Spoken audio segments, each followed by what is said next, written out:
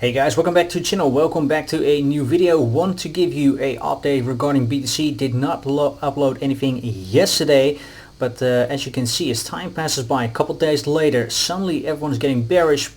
Price is slowly grinding lower, and that seemed so weird last week when I made the video where I said I think we're seeing some top signals around here, get a lot of hate for it, and now a couple days later it is very quiet and everyone is calling already for much lower levels. I think it's a little bit more balanced than that, and I'm going to give you the update now right away, but not before I ask you to like and subscribe. Alright, cool. This is how we left the chart, and there were a few trades and a few setups where I said I'm not so sure about that. And the first one was actually this trading setup, and that was from the lows, from all of these lows right here. 62,368. I said everyone is already looking at it. I will most likely not trade it. You can check the last video where I said that. And also I did not trade it because we just went much lower. There was no reason to get into that trade. So my assumption was right. So we maybe have a short here from the golden pocket if we get it. We did not go any higher, so that short is still valid, but I need to adjust here the FIB settings. We'll do that in a minute. First I want to go to this trade right here. I said in case we are going lower, then you're getting a very clear backtest. That could be a short. Well, we got the backtest yesterday. Hope you can see it in this week right here. However, there was no confirmation, at least for me, to take the trade. Whatever time frame it looked at, I was really expecting another move up, or at least a little bit higher, 0.5%, maybe even a bit more. So this from this level was really just a tap and go, and you can look at any time frame. It was really just a tap and go. Here on market side B, I saw no reason to get into short. Yes, I had an alarm. Yes, I was in front of my laptop. No confirmation, so no trade. And sometimes then it happens that you're wrong, and we just slowly grind higher. So that could have been actually a nice scalp, but oh well, it is what it is. However, I do actually want to move it to this side, because if we go higher one more time, I will take the trade. I will explain in a second. Then we had here a bounce from that value area high. That is the blue line that you can see here. It was actually more of a box, so it's a bit of an area, because we also had the double top right here. However, there was no clear bounce. Matter of fact, actually it looks a little bit ugly. If you look at the 4 hour, went lower, went higher, went lower again, then eventually went higher. Now we are, it looks like we are backtesting it and going lower, but this is just not my kind of trade. So I am taking this off as well. Also, I didn't trade this, just to be completely transparent with you. And then of course we have two longs from lower. Let me first explain this short, why I'm keeping it on, and that is because if price would go up now one more time and we would take out this high and really spend some time here, go a little bit higher, then roll over, I will take that trade. That is actually the real idea that I had here, that we are not backtesting this single level, but that we go a little bit higher, really in this area right here, and then eventually roll over. So if that happens, I will take the trade, and therefore I'm keeping this on, but just know that I did not take this short. Then we have two longs. I said one from S&P from this level, and as you can see, you have three question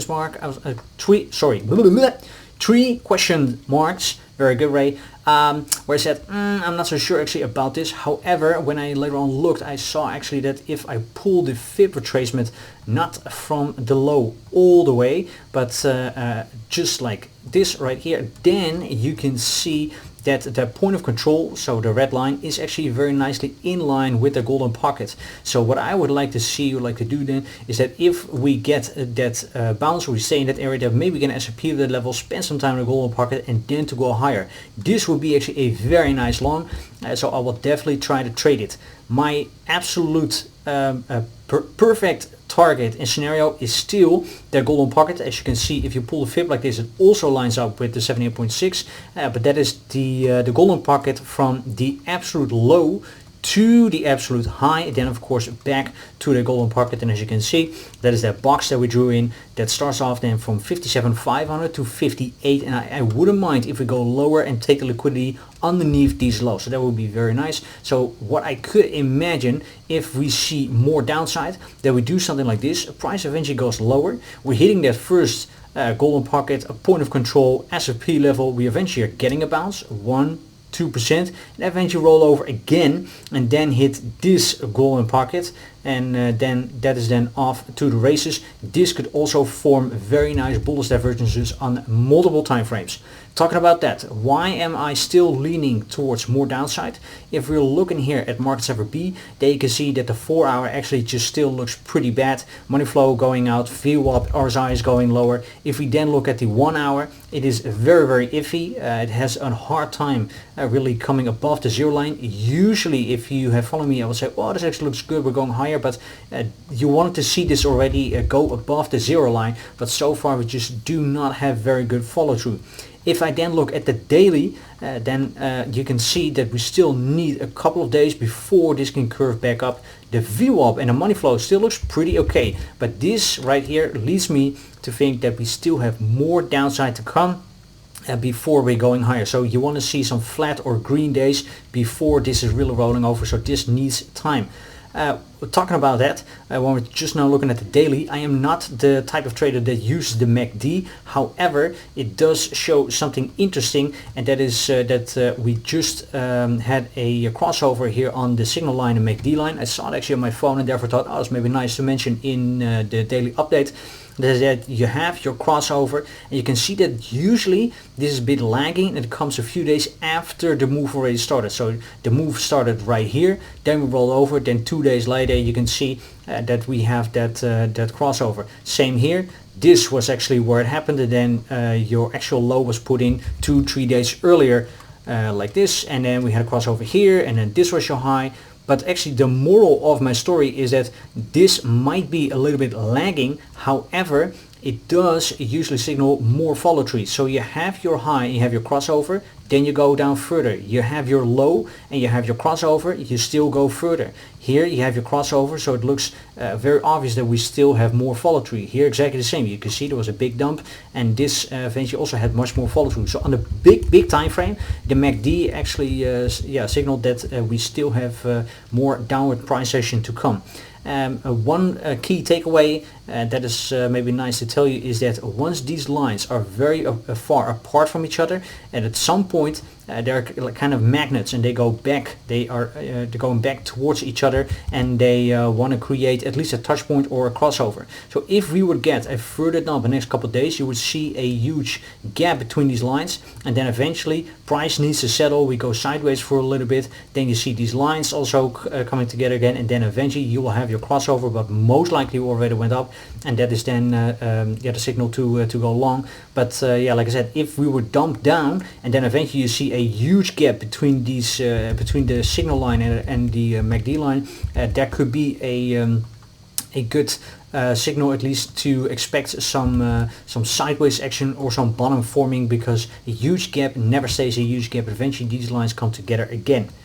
Very locally, I might want to entertain a long trade if we get it, and that would be then a takeout of previous day low. So if price will go lower like this, we're taking out this low, we have a quick reclaim, then I might take the long, but I really want to see a bit more quick price action. Yesterday we had exactly the same.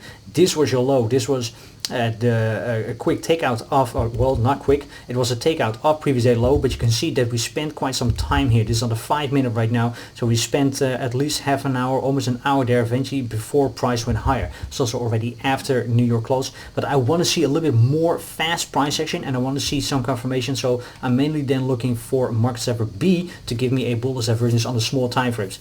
That is it for now. I will try to go live again during New York Open. If BTC goes sideways or there's not a whole lot going on, we are only going to focus on futures. So that will be the S&P 500, ES and NQ, and then we'll try to get a few good scalps in. And the last live session didn't really work out, and eventually we had to abort, but now I will try to do it again. Looks like the Wi-Fi is a little bit more stable, so then like I said, I will try to go live again and then take you on a live trading session. If you like the content, please do me a favor, like, subscribe, click on the bell, click on all so you don't miss anything. Leave me a comment, share this video with your friends if you think it's useful. Also feel free to follow me on Twitter and Instagram, both those links you find in the description. See you guys very soon again in the next one. Bye bye.